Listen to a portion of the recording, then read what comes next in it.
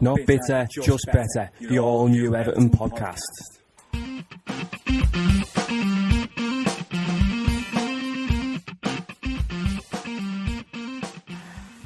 Okay, so it's that time of the week again. Look ahead at our upcoming fixture.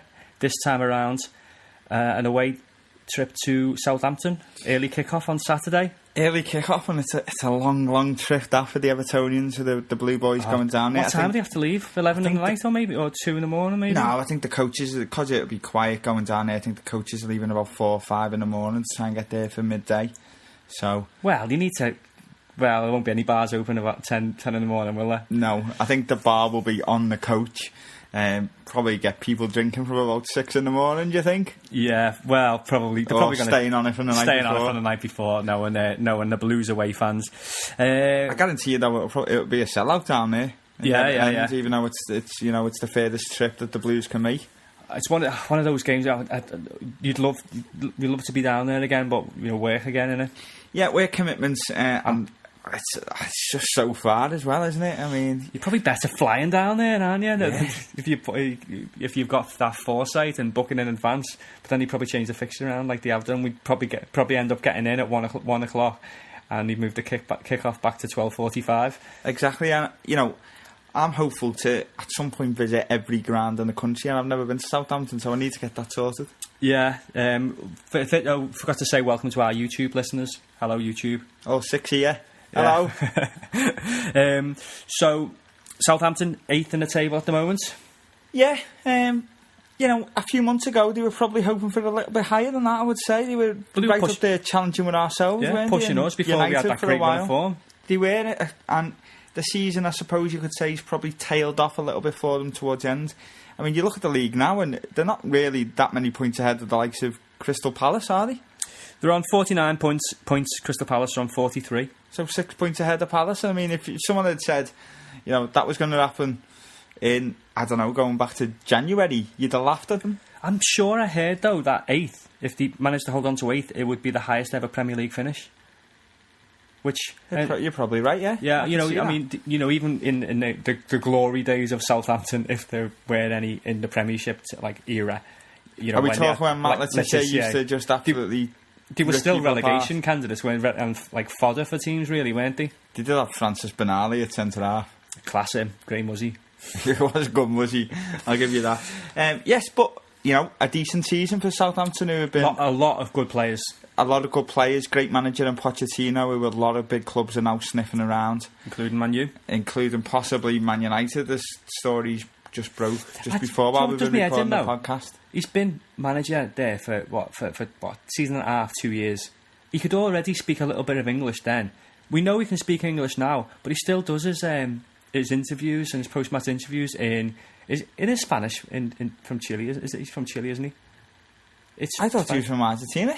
Is he? He might be Chilean. He was because he was. Yeah, he's Argentinian. I thought he was. Yeah, he played against England, didn't he, for Argentina? Cup, yeah. Wasn't he the one who brought Beckham down for the penalty? Yeah. The famous penalty. So it will be Spanish. I think he does it... Owen down. He brought Owen down. I think he does it just to try and avoid certain media commitments. Yeah, could do. Think, possibly. Yeah. Anyway, getting back to the game. So, Southampton's form has tailed off, and probably that's highlighted, best in the fact that they only got a 0-0 draw with Aston Villa last week. Yeah. So, I mean, they might be looking to bounce back, but, hopefully, we've got to be hoping that the season has just petered out and they're just waiting for the summer holidays to start. They were very unfortunate a couple of weeks ago to lose Rodriguez, who's had a cracking season for them, scored a lot of goals. Their front three of Rodriguez, Lambert and Lallana has been a breath of fresh air in the Premier League, I'd say. Just looking at that team, you got the team line up against Villa there. I think Boric is a good goalie. I think Shaw is probably second or third best behind Baines. Well, apparently not. Apparently he's the best left back in the country, because if you watch Monday Night Football, they named their team of the season, which is voted for by the fans. And Seamus Coleman was voted in at right back. And then the left back was narrowed down to the last two people for the public vote, which was Luke Shaw and Leighton Baines. And Luke Shaw got something like 83% of the vote. That's must be red shite on it. I think it was. Little teleclappers in it. Yeah. Phone in one hand, remote in the other. I think Lovren is a good defender. Font is like a bit of a traditional yard dog kind of defender. Good partnership though, Lovren and Fonte. Yeah. Klein's good right back. Yeah. Schneidlin's good. Ward-Prowse is a decent young player. Like he's coming through with Shaw, isn't he? He's quite versatile. Geordie's out on Wanyama, I think. Yeah, I mean, since he came down from Celtic, didn't he? And Come from Celtic, big price tag. But coming down from Celtic, it's a bit, it's a big step up in quality. Yeah, definitely. Lallana, obviously, is, he's, as we said before, nominated for Player of the Year, full Player of the Year. He's still relatively young. He's going to be a cert to be at the World Cup. I think he's a superstar in waiting, isn't he? And, he is, yeah. And Lambert up top. So going into the game, I expect pretty much the same team as probably what they put out against Villa. I can't think of any players who are really going to come in and change that up too much, with obviously Rodriguez still missing. My man to watch is going to be clearly the best left back in the world, Luke Shaw, because if he's better than Leighton Baines, he's the best left back in the world as far as I'm concerned. Yeah, you can't argue with that. What does worry me slightly is Shaw does like to get forward. If we have maybe our friend Gerrard or Delafeu on the right hand side of midfield, he's not a big fan of tracking back, is he, Jerry? The thing is with that, looking at the way that's set up, it seems to be Lallana who drifts over that side as well. So if you've got that pairing of Lallana and Shaw coming down the left, you've got Coleman. I'm not saying Coleman has come on leaps and bounds as a defender as well as an attacking force, but you do need some cover over there. So what we talked about a little bit before, you might see Osman or McGeady. McGeady tracks back a little bit, but I think it's more likely to be Osman. I think it'll be a completely different game to Man United in the fact that I think the way we'll go about defending is by keeping Shaw occupied, by having Coleman and Delafeu or McGeady or whoever it is playing on that side running at them. I think we'll be pretty much going at them and playing our possession game away down at Southampton rather than trying to hit them on the counter. I think I'd take, we talked about the Sunderland game last week, I'd take a crappy 90 minutes like that. Oh, I'd take the worst 1-0 ever against Southampton. And an Oggy, because a win away at Southampton is no mean feat, and we just got to. We're playing for 9 points, and 9 biggest points that you can think of, because it could net us 30 million, and it could really catapult us into the forefront of not just Premier League football, but world football with these 9 points. And this is the first step on that. And it is. I mean, if we used to stand any chance of qualifying for Europe, we do need to take maximum points, I think, and hope that Arsenal slip up somewhere along the line. And we're the early kick-off, so we could really, really give ourselves a nice psychological advantage there. Both the next 2 games, both Southampton and City, we kick off before Arsenal, so we can heap pressure on them. Yeah, they'll be going into games in 5th, not 4th. So, psychologically, that gives Everton the advantage. So we need to get the job done. I expect us to go there and win. I'm starting to. I hate to say this, but I'm starting to think that Southampton haven't got anything to play for, and therefore we can easily turn them over. And I'm going to say 3-1 to Everton. Well, in terms of our lineup, I'm starting to. I hate to say this, but I'm starting to. Yeah, I think it will. I don't think Distan's going to make it from what I've been told. And Jags isn't going to make it. Jags is the one who could come in possibly. I don't know whether Roberto's just playing that card close to his chest, but he's been out for a number of weeks now and he hasn't even been on the bench. So Browning's going to step up to the bench again, do you think? I would have thought so. Okay, so obviously the rest of the team the rest of the defensive lineup picks itself. We said before, for the non-YouTube listeners, who's going to come in to replace Morales? Well, I think it's going to be. I would think it would be Osman. Yeah, so Osman. You think Barkley's going to keep his place in the side? You think Naismith will play in the hole this time and not lead the line?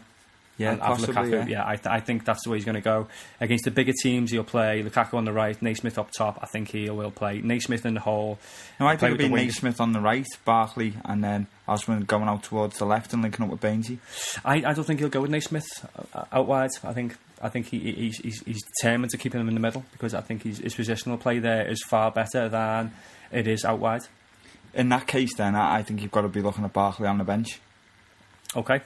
So But again, you know, we don't like to predict who he's going to pick as his 3 players in that hole, because we always get it wrong. Yeah, it's one of those. It's just he keeps us guessing, keeps opposition managers guessing, who know a million times more about football than us and have scouts at every game. So, you know, I just hope whoever he picks over the 90 minutes does a job, because Delafeo's come in and had 60 minutes and not done the biz at some points, but then had half an hour and has done the biz.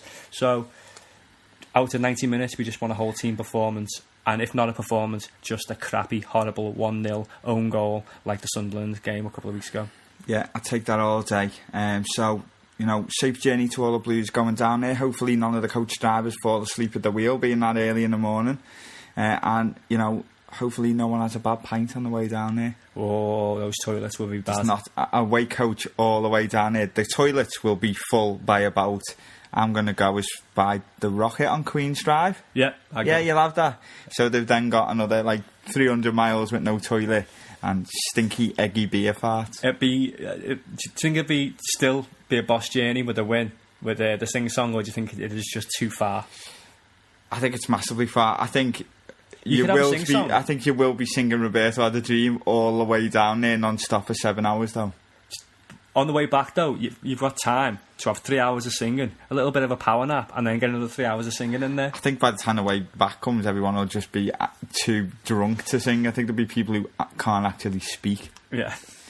But again, you know, the one thing I don't worry about when we go away is, you know, a loud support for the Blues. As ever, we'll sell out our allocation. We'll out-sing the home fans. We'll give the team every chance. And there's no excuse really other than to go and get 3 points. Just want to say, obviously, the Everton fans going down there supporting. Just spare a thought for those who are watching at home, because it's going to be on BT Sport, isn't it? And we'll have to put up with the wonder kid of commentary, Michael Owen. Probably have David James in the studio. David James, Steve McManaman. And from the Everton side of things, Joey Barton. Yeah, yeah. So spare a thought for us Blues, and you know, cheer on the Blues. Bring back those 3 points. That's more depressing than a 14-hour round trip. Thanks for bringing that up. I hadn't thought about it. I think I might watch it on WYSIWYG. And I think I might start walking to Southampton now instead of listening to them. Watch it on WYSIWYG or an American channel with Warren Barton commentating instead. No, don't get me started on Warren Barton. I've managed to go about 30 weeks now without mentioning Warren Barton. Anyway, yeah, safe journey Blues, bring us back those 3 points, and thanks for listening on iTunes, SoundCloud, YouTube, Podbean. Subscribe, follow us on SoundCloud, spread the word amongst your mates, share our links on Facebook and Twitter, do it by word of mouth, and I'll stop with the campaigning now.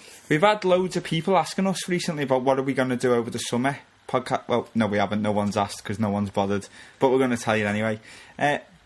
I'm open to keep it going. We'll maybe have 1 or 2 weeks off, do you think, possibly? Yeah, I think we'll have to have a week or two off, but just consistency you need. I mean, there might be smaller shows, but we might do World Cup specials or something. World Cup reports, we'll bring you any news. We'll obviously from Everton players, from Everton Focus. Yeah, we'll do it from a Blue point of view. If anyone wants to pay to send us over to Brazil for the World Cup to cover the games live, then by all means feel free. Especially the Brian Oviedo murder game. I just do want to say Everton Focus. Yeah, we'll do it from a Blue point of view. We have been a little bit inconsistent with the podcast. It used to be Thursday mornings. It's Thursday evening now. It's going to be out. Last week it was Friday with me being away. And people say that they do generally look forward to seeing it, and that's always a nice little surprise for us, because it's just us waffling about Everton. Somebody actually thought it was our full-time job today. Yeah. Cheers, Danny. It does sound like that. We worked that hard at it. So nice one. We just make this up on the spot. It takes us about 2 hours. We just wing it. Yeah. So yeah, thanks again, and catch you all next week. Come on, Blues.